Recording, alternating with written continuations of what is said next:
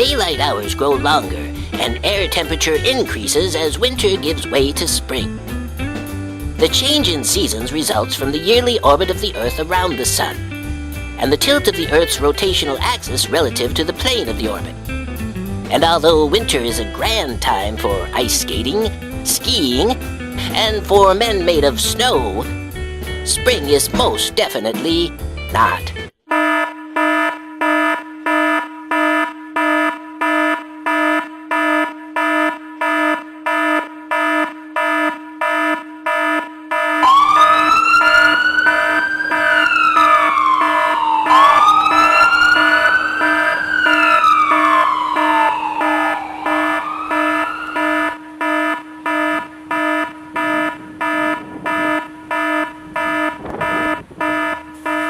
Clearly, he's suffering from a high temperature.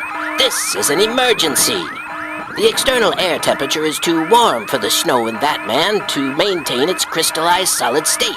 It's going to turn to water, and he is going to melt. We look forward to the warmer temperatures of spring because we have an internal body temperature of roughly 98.6 degrees Fahrenheit, 37 degrees Celsius. But a man made of snow cannot tolerate temperatures that rise above 32 degrees Fahrenheit, the point at which water freezes, because snow is crystallized water vapor that can change back to water when the temperature rises above the freezing point. Do you understand? What are you doing? What kind of doctor are you, anyway? You look more like a carpenter, and I don't think you have the appropriate tools in your kit for this emergency. You can temporarily affect a localized rise in temperature, but you can't change the climate. Spring weather is coming.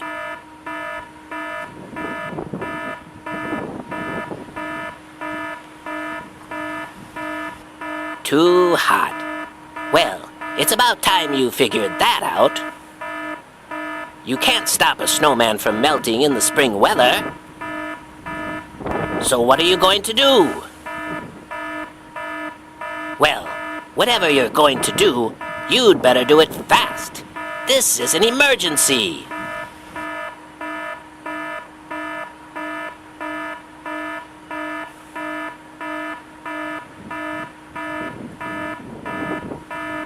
Is that your ambulance?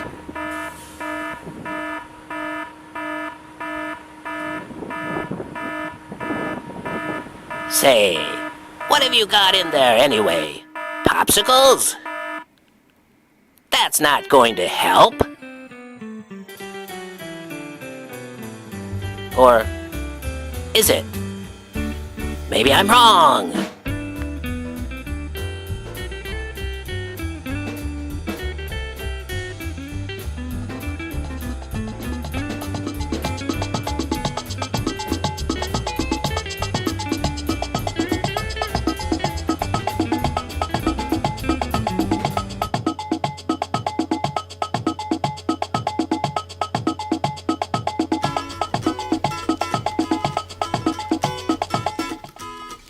Rocky and the blue bots. What a beautiful day. I'm gonna go play.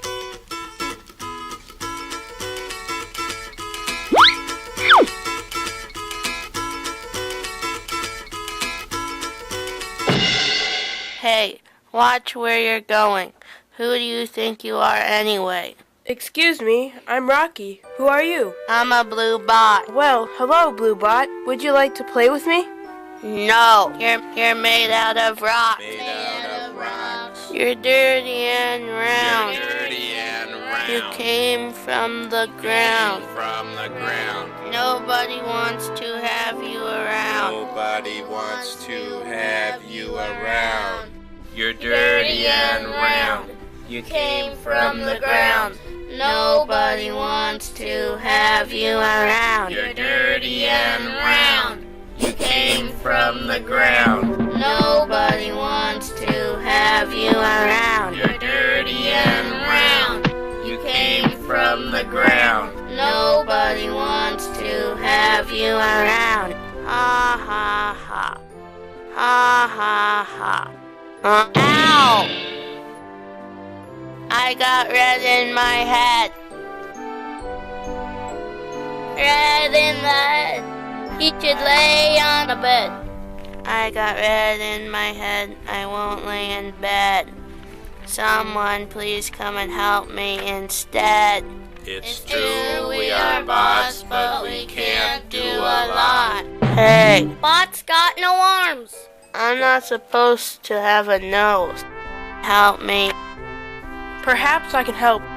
You're not like us. You're not blue and square. Stay over there. I've got arms and hands and fingers too. Huh? Here, let me see. Let me see what I can do. Thanks. Sorry I wasn't nice to you. Can we be friends? Sure, wanna play catch? No, not with that red thing. Just kidding. Ha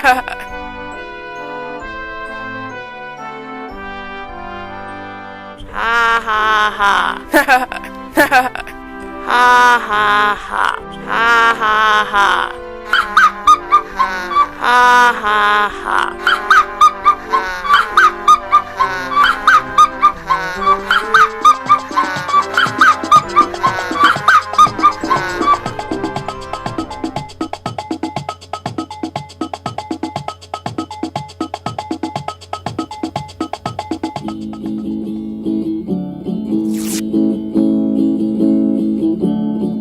When our world was young, we would smile in the sun. Sharing each moment was so much fun. And each smile that we gave was a memory saved that would brighten our days to come. Oh, the gift of a smile will last a while and brighten the day as you go on your way. Shine, shine on this beautiful day. The shine of a smile won't fade away.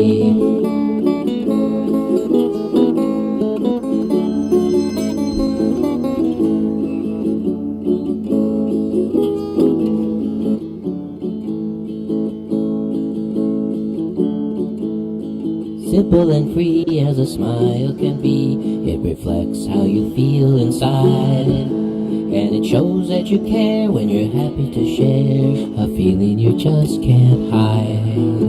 Oh, the gift of a smile will last a while and brighten the day as you go on your way.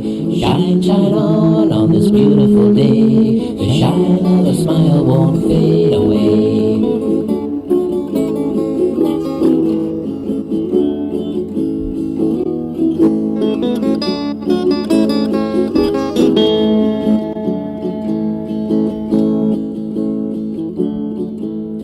Long for a fun of our time in the sun, we can pause and remember a while, and return to the day and the wonderful way we were given the gift of a smile. Oh, the gift of a smile will last a while and brighten the day as you go on your way. Shine, shine on this beautiful day. The shine of a smile won't fade away.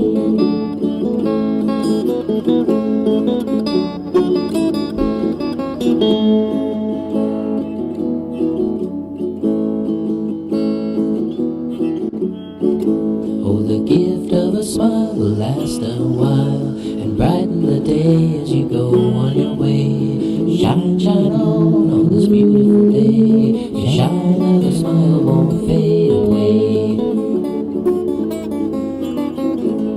Shine, shine on this beautiful day. The shine of a smile won't fade away.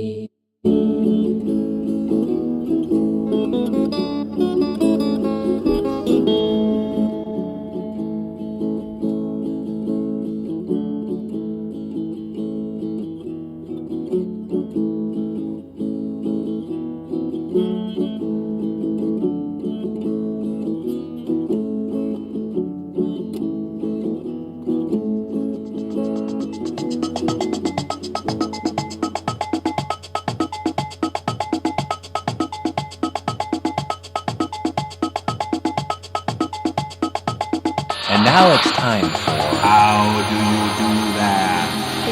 hard to make a rocket that flies. You'll need cardboard rolls and some extra cardboard, measuring tools, scissors, pencils and markers, straws, glue, something for a nose cone, tape, and parachute materials, like plastic bags and strings. First, mark 4 points on the cardboard roll, where you will draw lines for gluing on tail fins.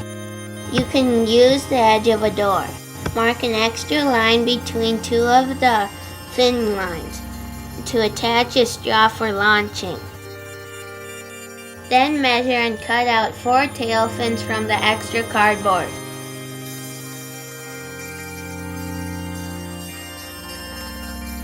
You will also need to cut and roll some cardboard to mount an engine cartridge inside the bottom of the rocket.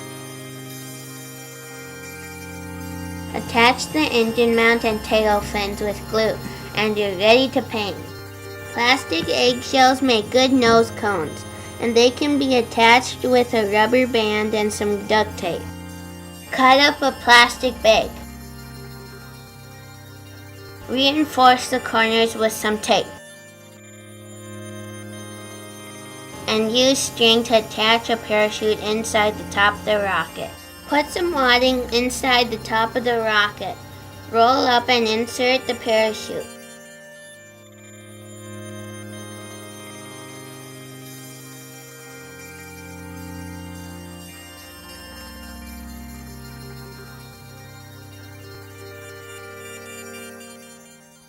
Then place the nose cone on top, and you're ready to launch.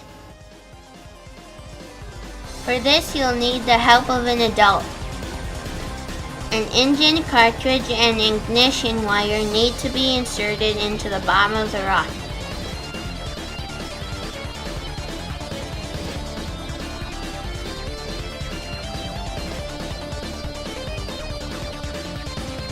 Launch along a metal rod inserted through the straw, with a battery charge delivered through the cables to the ignition wire.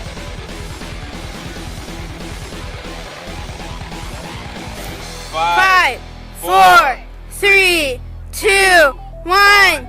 Ignition!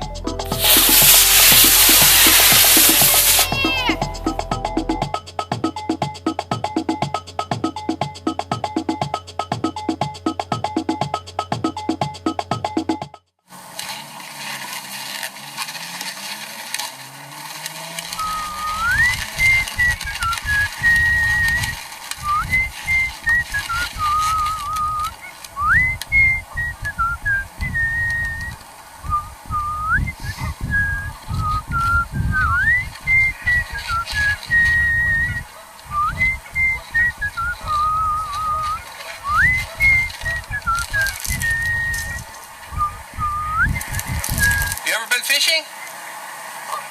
I do it just for fun. You know any fish stories? I've got one. Have you ever been afraid? Sometimes I am. I know a story about a fish, and he was afraid of the water. Can you imagine that? Well, here's how the story goes. The fish who live near you probably spend a lot of their time in a very wet place. You may even find large schools of them in a lake or pond.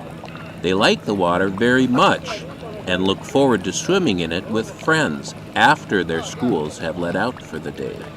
The only fish that you could not find swimming among the others would be Filbert. Filbert had a very unusual problem. It was unusual for a fish, that is. Filbert was afraid of the water. He lived by himself on a little island in the middle of Lake Puddlesworth and never went near its wet waters. Filbert often looked out over the waters of Lake Puddlesworth from the bedroom window of his little house. Each morning he watched as daylight danced across the waves, and each evening he waited for the sun's setting colors to melt into the distant ripples. The waters of Lake Puddlesworth looked so pleasant, but seemed so mysterious. Filbert did not know what lay beneath them. Filbert also did not know how to swim, and the things that Filbert did not know made him very fearful. This was how Filbert became afraid of the water. On some nights, after the sun had melted into the distant ripples of Lake Puddlesworth, Filbert would lay in his bed, dreaming about his fears and fearing his dreams. He often dreamed he was learning to swim so that he could see things beyond his little island home. Poor Filbert. He would splash about wildly in his dreams as water went up his nose and into his eyes and mouth. He would wake up in the middle of these dreams and waddle out quickly to dry himself on a towel. Filbert soon became afraid to go to bed without a bathing suit and towel. One day, as Filbert sat looking out his bedroom window at Lake Puddlesworth, he saw something unusual. It seemed unusual to Filbert, that is. A fish, much like Filbert, had jumped out of the water. As the other fish splashed back into the water, Filbert remembered how he had splashed about in his dreams and how water went up his nose and into his eyes and mouth. So he grabbed a towel and waddled down to the beach to dry off the poor fish. When the other fish did not come out of the water, Filbert waddled back quickly to his little house for his bathing suit, face mask, snorkel, and flippers. And before he could think about what he was doing, Filbert had jumped into the water to save the other fish. It was not until after he had jumped into the water that Filbert remembered he was afraid of the water. Filbert began to splash about wildly as if he was in a bad dream. Suddenly, he had a funny feeling. A bubbly giggle tickled his belly, and he looked down to see the other fish that he had jumped into the water to save. The other fish smiled and said to Filbert, "Don't be afraid. I'm a fish just like you, and you can live in the water like me if you will only take off those silly things you are wearing. Won't you come and swim with me?" Filbert began to think about what the other fish was saying. He knew that the other fish was just like him. This is why Filbert had jumped into the water to save it. And now that Filbert had actually jumped into the water, he knew what it was really like. Because Filbert was only afraid of things he didn't know, he didn't have to be afraid of these things anymore. Filbert stopped splashing about in the water. He was feeling very silly in his swimsuit, face mask, snorkel, and flippers, so he took them off and swam over to join the other fish. Together, Filbert and the other fish swam away through the waters of Lake Puddlesworth and became good friends. So that's the story of the fish who was afraid of the water. Bye-bye.